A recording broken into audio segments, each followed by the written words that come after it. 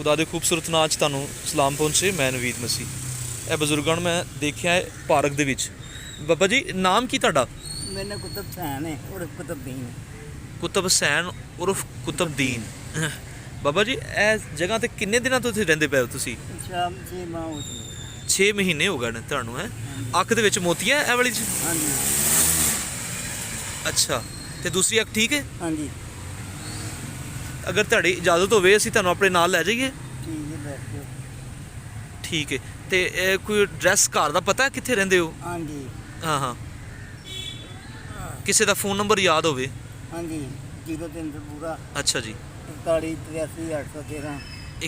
ਇਹ ਕਿੰਦਾ ਜੀ ਨੰਬਰ? ये मेरे बमेरी का एक भांजे का 03 से पूरा ਅੱਛਾ ਜੀ। 94 32 ਅੱਛਾ 96 32 435। ਚਲੋ ਠੀਕ ਹੈ ਠੀਕ ਠੀਕ।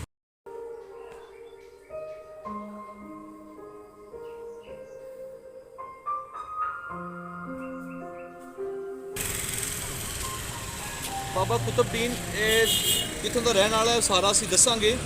ਤੇ ਆਪਣੇ ਕੁਝ ਨੰਬਰ ਦੱਸ ਰਹੇ ਨੇ ਕਿ ਇਹ ਮੇਰੇ ਘਰ ਵਾਲਿਆਂ ਦਾ ਨੰਬਰ ਹੈ। ਅਗਰ ਕੋਈ ਵੀਡੀਓ ਦੇਖ ਰਿਹਾ ਤਾਂ ਜ਼ਰੂਰ ਮੇਰੇ ਨਾਲ ਸ਼ੇਅਰ ਕਰਦਾ ਰਹੇ। ਇਸ ਟਾਈਮ ਮੇਰੇ ਕੋਲ ਚੱਲੇ ਨੇ ਮੇਰੇ 올ਡ ਏਜ ਹੋਮ ਦੇ ਵਿੱਚ। ਹੁਕਮ ਮੰਨੇ ਨਾ ਰੱਬ ਦਾ ਕੋਈ ਤੇ ਆਖੇ ਮੈਂ ਰੱਬ ਦਾ ਬੰਦਾ। ਤਨ ਚਿੱਟਾ ਤੇ ਮਨ ਹੈ ਕਾਲਾ, ਦਿਲ ਵਿੱਚ ਬਦੀਆਂ ਦਾ ਫੰਦਾ। ਮੈਂ ਬਜ਼ੁਰਗਾਂ ਨੂੰ ਜਿਹੜਾ ਖੁਦਾ ਨੇ ਇਹਨਾਂ ਦੇ ਵਾਸਤੇ ਕਾਰ ਬੰਦੋਬਸਤ ਕੀਤਾ ਉਧਰ ਲੈ ਕੇ ਜਾ ਰਿਹਾ। ਰਿਕਸ਼ੇ ਦੇ ਵਿੱਚ ਬਿਠਾਇਆ ਹੋਇਆ ਤੇ ਅਸੀਂ ਸੜਕ ਤੋਂ ਸਿੱਧਾ ਇਹਨੂੰ ਆਪਣੇ ਘਰ ਲੈ ਕੇ ਆਏ ਜਿਹੜਾ ਖੁਦਾ ਨੇ ਇਹਨਾਂ ਵਾਸਤੇ ਬਣਾਇਆ। ਛੋਟੀ ਜਿਹੀ ਜਗ੍ਹਾ ਹੈ ਜਿੱਥੇ ਇਹੋ ਜਿਹੇ ਬਜ਼ੁਰਗਾਂ ਨੂੰ ਕੋਸ਼ਿਸ਼ ਕਰੀਦੀ ਹੈ 3 ਟਾਈਮ ਖਾਣਾ ਮਿਲ ਜਾਏ। ਇਹਨਾਂ ਦੇ ਕੱਪੜੇ ਜੁੱਤੀ ਦਾ ਖਿਆਲ ਰੱਖਣ ਦੀ ਕੋਸ਼ਿਸ਼ ਕਰੀਦੀ ਹੈ ਕਿਉਂਕਿ ਖੁਦਾ ਦਾ ਹੁਕਮ ਹੈ ਕਿ ਜਦੋਂ ਤੁਸੀਂ ਕਿਸੇ ਮਸਕੀਨ ਤੇ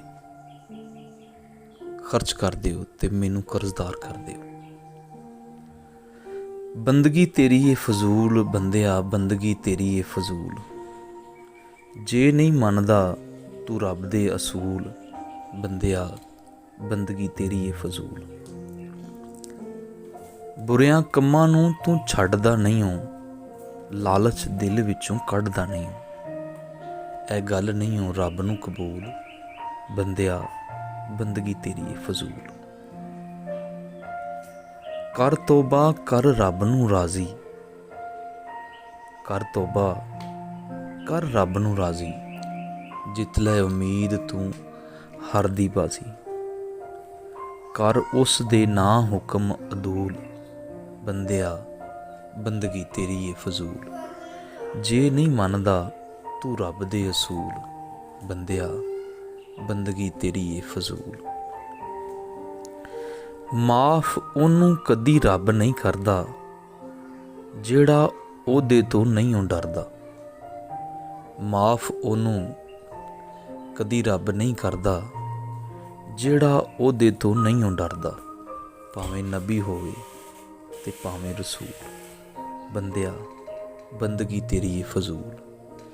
ਜੇ ਨਹੀਂ ਮੰਨਦਾ ਤੂੰ ਰੱਬ ਦੇ ਅਸੂਲ।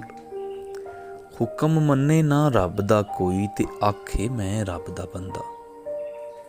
ਤਨ ਚਿੱਟਾ ਤੇ ਮਨ ਹੈ ਕਾਲਾ, ਦਿਲ ਵਿੱਚ ਬਦੀਆਂ ਦਾ ਫੰਦਾ। ਇਹ ਦੋਸਤ ਫਿਆਜ਼ ਏ, ਇਹਨੂੰ ਫਾਲਜ ਦਾ ਮਸਲਾ ਹੋ ਗਿਆ ਸੀ ਤੇ ਹੁਣ ਕਾਫੀ ਬਿਹਤਰ ਹੈ, ਆਪਣੇ ਹੱਥਾਂ ਨਾਲ ਵੀਲ ਚੇਅਰ ਚਲਾ ਰਿਹਾ। ਇਹ ਬਜ਼ੁਰਗ ਬਾਬਾ ਅਯੂਬ ਸਾਹਿਬ ਨੇ, ਖੁਦਾ ਨੇ ਇਹਨਾਂ ਨੂੰ ਬੜੀ ਅੱਛੀ ਨਿਅਮਤ ਦਿੱਤੀ ਹੈ। ਹਰ ਰੋਜ਼ ਰੋਜ਼ਾ ਰੱਖ ਰਹੇ ਨੇ, ਖੁਦਾ ਦਾ ਸ਼ੁਕਰੀਆ ਅਦਾ ਕਰ ਰਹੇ ਨੇ।